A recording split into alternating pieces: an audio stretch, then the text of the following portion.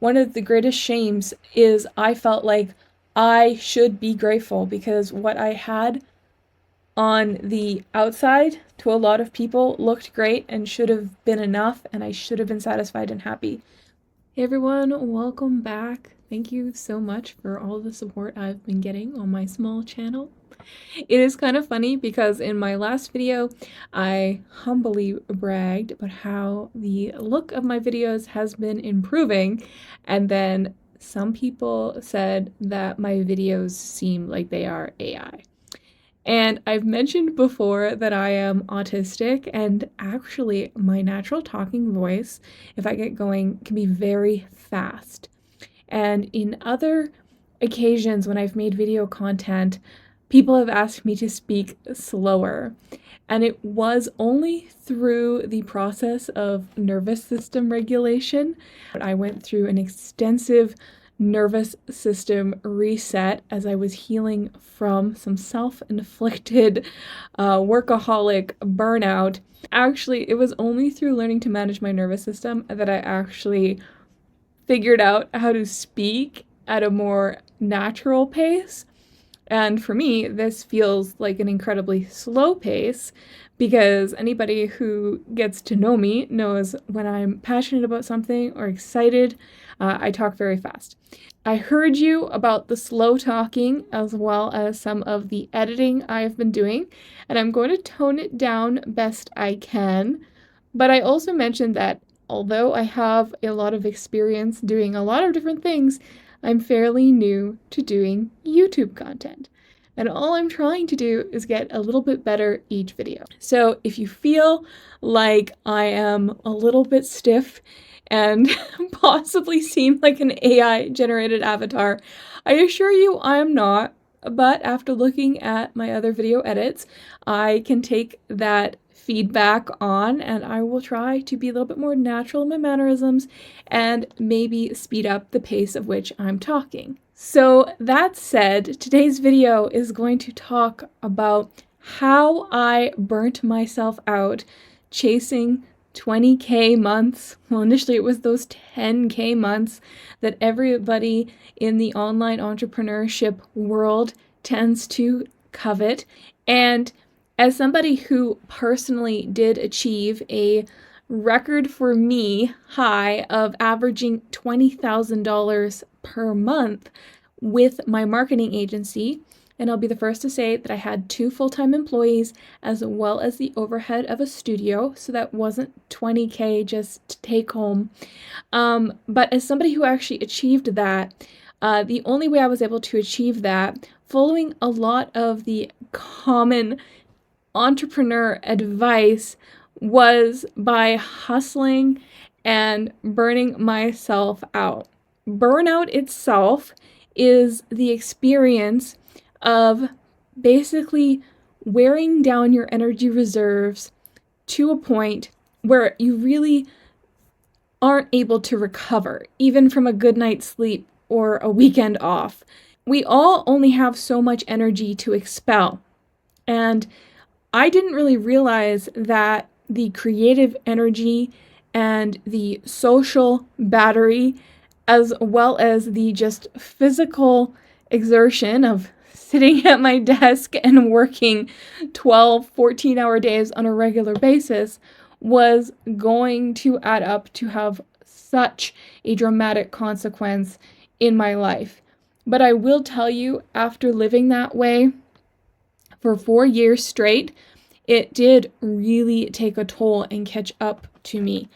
I experienced critical burnout, and what that looked like was very similar to a depression in a way, because the work that I did was still my passion. It was still something I was really interested in, and I became super apathetic to my life, specifically my business, but also the things that should have been meaningful, such as my husband and my kids and my friendships, and nothing really felt like fulfilling. I don't know how to describe it unless you've been there yourself, but it is kind of like a depression, which I've also gone through, as well as just a complete and total shutdown of your personality. And I know that's strange to say, but when I say that my personality was shut down, I felt like I was just a robot on autopilot, which is funny considering the claims that I come across a little bit like an AI. The way my life looked back then was a little bit crazy. I would wake up at 6 a.m. in the morning and immediately start working on my phone, checking emails for communications from clients. With my head down, right away in my device, my husband, who was a stay-at-home dad at the time, would get the kids ready so they weren't being neglected, but I was not the primary caregiver at all. I would be working. And then I would go with my husband because he'd drop my son off at school, and then he'd drop me off at my studio. Now, I had a amazing creative studio. I was able to rent what was a yoga studio to be my creative studio space. And I would go there, and my desk was in the middle of the room, and I would go and I would sit there, and it was often just me.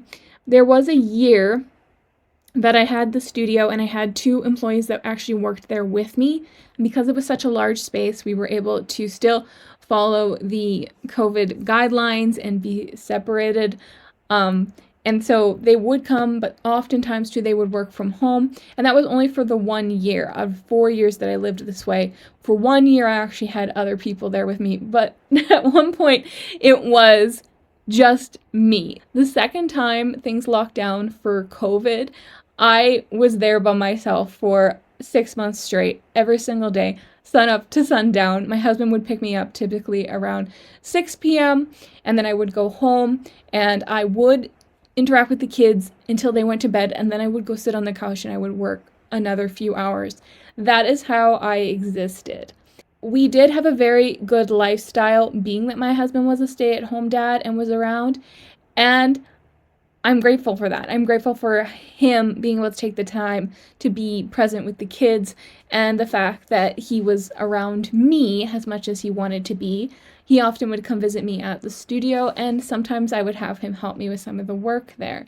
So it was a nice lifestyle, really, but at the same time, it wasn't much of a life for me because I was working constantly. When the burnout started to catch up with me, what that looked like wasn't that I wasn't wanting to work, it was that I only worked. So I described it as kind of feeling really apathetic and robotic, even though I had reached really incredible goals for myself and hit professional milestones that I should have been proud of. I didn't feel much of anything. Sometimes I would slip into, and just a warning here, this is, well, I don't know how else to say it, sometimes a little bit like suicidal ideation. I would fantasize about escaping from that situation, and that was because I was burnt out, but it felt like impossible to reduce anything. Things kept growing. The business kept moving forward because I'm actually incredibly good at what I do. And I know I say that in a way that's like, well, first world problem, right? But I could not say no. So I just kept piling things up on my plate. The way that I was able to grow my agency was by allowing other people to white label my ad services inside of their businesses. So I wasn't a forward-facing employee inside of their businesses. I was kind of behind the scenes, like a ghost, doing the work that they were bundling into their own packages and offers. And then I was also doing some different side hustles, and well, they were my passion projects, but I was just hiring people to work on those for me, so investing into those while I'm bogged down inside of my agency. I know a lot of people would say you should have hired help, you should have, replaced yourself and delegated better. And those are all great pieces of advice. I did hire people, I did my best, but because I was the strategist, the work that I did was being on strategy calls and also meeting with clients, talking about what we were going to do, workshopping creative ideas for campaigns, following up on campaign results, and Many of my clients saw me as a trusted consultant, so they would book appointments with me. I told this story in the Facebook group recently about how I sometimes would do 2 intensive 4-hour back-to-back strategy calls. I would allow those to be booked on my calendar, and I wouldn't take a break. So sometimes, because I would be talking a lot and expelling a lot of energy on those calls, I would be drinking water and then I'd have to pee and then I'd be holding my pee, not wanting to ruin the flow of the meeting. And the client, this is not their fault, they had no idea. I'm sitting there too afraid to let them know I need to take a bathroom break. That is how I was behaving. And a lot of it doesn't even make sense to me now because I do not live that way anymore. In fact, I live far from it. And I'll talk about my current lifestyle in a future video because this one is already getting longer than I intended. The thing is that I want to share about that is I ended up burnt out chasing these financial goals that I believed I should be pursuing if I wanted to be viewed by my peer group as a successful entrepreneur. And I'm not saying that everybody has these problems. This could have been very unique to me. But I have heard from others who have recently discovered that they are also autistic and ADHD, which I now know I am, that this is more common than you would think for the type of person who is a high performer, perfectionist, who also has entrepreneurial ambitions. This is a common situation you may find yourself in. There's also aspects of people pleasing that I had to recover from. I'm not as bad of a people pleaser as I was. And back then, I just suffered to make other people value me. I would suffer and hurt myself because I so badly wanted to be seen as the unique talent that I am and I was. Again, if you can't relate to this and you think that I'm complaining about something that only others may wish that they could ever even experience with their own career and selves, I'm telling you, I know that I was very privileged in so many ways. And the irony of all of it is that because of the burnout I experienced, things like having a perspective of gratitude and appreciation, they weren't happening. Although I often told other people I was so grateful because I couldn't tell anybody that I honestly was dying and killing myself to maintain things. I couldn't tell any because I honestly felt so ashamed about my lack of gratitude that I couldn't be honest with myself or anybody else because I thought they would think I'm ungrateful to complain. So here we are now. I have spent the last 3 years understanding how my nervous system was damaged and repairing that, learning more than anybody cares or needs to know about the nervous system and how these kind of behaviors and tendencies can be resolved largely by doing a complete reset of how you react to the stimuli in your life, the situations that you are presented, and becoming incredibly self-aware about my default settings, which unfortunately, because I also have some childhood trauma and I have some conditioning, I'm always going to have to be self-aware and learn to manage myself from the viewpoint of when I recognize something sneaking up, my old behaviors and patterns, I need strategies to kind of like direct myself to the healthier option to avoid being burnt out again. And because workaholism or being a workaholic is also a form of an addiction, I have had to learn a little bit more than the average person about managing addictions in a similar way that a person might learn to manage their own addictions to drugs or alcohol. I have had to learn how to manage my addiction to productivity and working. But that is all very much well under control, and I'm very excited about it because I have never felt genuinely happy in my adult life in the way that I feel now, and I'd love to talk more about that in the future. I really feel like I understand who I am and my unique gifts, but as well my makeup, my neurodivergence, and tendencies from my history so that I'm now able to self-manage in a way that I'm no longer faking happiness. I genuinely feel it, and I no longer suffer internally while smiling and pretending everything's fine externally. If this is resonating and maybe you are in a similar position with your own career or entrepreneurial endeavors, I just want to tell you that you're not alone. I've talked to a lot of other people in my community who have confessed to me that they've gone through similar things and have had to recover from burnout. Many of the people I've talked to also later found out, similar to me, that they have autism and ADHD or one or the other that has also contributed to their experience of burnout.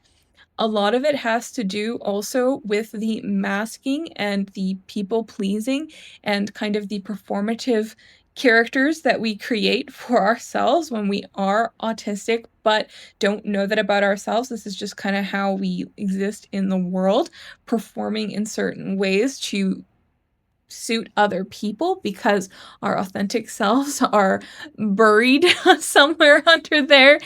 We didn't let them out very often because we learned in our life that who we were wasn't good enough. I can have a whole vent sometime about what I realized about my childhood and what I thought my childhood was, later learning I'm autistic, and it turns out it's completely different than I thought. But what that led to was me being unintentionally a very performative, highly masked individual. And learning about that and then pairing that with my nervous system reset and being very intentional about healing from this condition of burnout has led me to a point in my life where I can say for the first time ever as an adult that I feel genuinely comfortable being myself in my own skin. I don't have a lot of repetitive negative thoughts, which was something I thought I would always have as a neurotic person. My head is very clear. I enjoy being me. I like how I show up in the world, and I don't overthink things. Now, financially, I have definitely taken a step down from where I was, but I've continued to be able to support myself and my family, contributing to our household income using my gifts. But I'm no longer constantly out there chasing the next opportunity and the next person to be impressed by me. I feel really excited every day because I have created a reality where I am free, meaning that I actually don't have to wake up in the morning and start working on my phone immediately if I don't want to.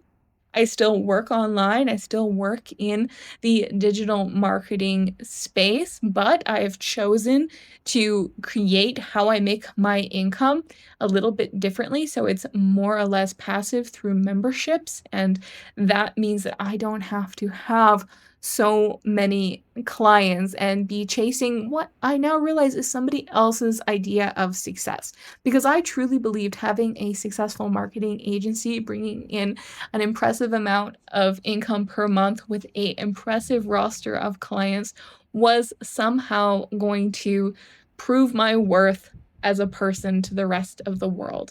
And how I ended up in a place where I felt just so apologetic about existing that I ended up going down that path. Well, that's a story for another time because it's going to have to go through my entire history. And to be honest, I don't know if I would ever share some of the things that I went through in my childhood and early adult life publicly anymore, because another thing that I've managed to heal from is oversharing of myself. Now, I'm a very open person. I try to be authentic. I don't mind opening up, but another feature built into autistic people pleasing me was always oversharing and always giving so much of myself that I made myself very obviously vulnerable. And becoming more self-advocating and generally stronger and more resilient has been one of the many wonderful benefits of working on my nervous system and recovering from this burnout, this over expelling of energy because I do feel very grounded and very in control of myself. I no longer feel like there is an autopilot version of me. I have this awareness about what I'm doing, and I most of the time am pretty pleased with how I'm proceeding. I like being me. I like living my life. I like doing what I do, and I'm not at all somebody who is out there seeking validation in a way that is harmful to me. I want healthy validation, and that means that I'm going to have enough confidence and self-esteem to share and do things that showcase me as a person and do it because I want to, not because I feel obligated to prove my worth to others, which is a completely different energy that I'm really enjoying being in this point in my life. At 36 years old, I now feel like I am actually the person that God intended me to be without all of these other blocks and strategic overrides and behaviors and tendencies and different things that I felt that I had to do. It actually is incredible to see the difference in who I am and who I was. And there are so many things I've been able to let go of that were causing me so much tension, anxiety, and inner turmoil that just didn't need to be there. It's a weight off my spirit, and I want that for everybody. So I'm sharing this not because I have any grand wisdom in this video. I can make a video about how to reset your nervous system and the process I followed to get here, but I'm not going to do that in this video. I just wanted to share what I've been through and let you know if you're going through it as well. If you haven't looked into possibly your own neurodivergence, I would highly recommend you start if you feel like you're suffering from burnout and you identify with being a enlightened, self-aware person, but you suffer in certain ways. I'm just telling you, it's just something to look into. I'm not here to diagnose anybody, but do look into it because that discovery really led to a lot of other positive things for me. You're not alone. There are a lot of people who struggle with that. And one of the greatest shames is I felt like I should be grateful because what I had on the outside to a lot of people looked great and should have been enough, and I should have been satisfied and happy. But because of what I had to do to get there and how I had to behave in order to maintain it, I felt constant self-betrayal, as well as the awareness of if I appear ungrateful, meaning if I complain, step back, ask for support. Like I said, I wouldn't even tell a client that I needed to stop the call so I could use the bathroom. So I completely understand how hard that can be, but do know if you're feeling that way and you're burnt out and tired right now, you're not alone in that. And this is actually becoming something that is being shared more widely, and I want to be part of that conversation. Burnout is no joke. It's very real, and the path forward is to start working on your nervous system, resetting your natural set state that you feel physically comfortable at. I can't work for more than 3 or 4 hours now a day, and I had conditioned myself to a regular 12 to 14-hour workday. So it's funny because now I hit my threshold at 4 hours, and I wonder how the hell I ever managed. And as always, I would love to welcome you into our Enlightened Entrepreneurs community on Facebook. There are really great people there and it has an awesome energy, good vibes. Come on in, introduce yourself, and that's how you get started. Thank you so much for watching. Take care of yourselves. Good night.